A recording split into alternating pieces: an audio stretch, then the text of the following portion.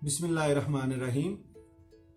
नाकाम लोगों के पास मत बैठें, वरना आप भी नाकाम हो जाएंगे और नाकाम ही रहेंगे। और फिर एक ख़ास मुद्दत तक अगर आप बैठे रहे तो फिर आपकी आदतें ऐसी हो जाएंगी जो आपसे भी बदली नहीं जाएंगी।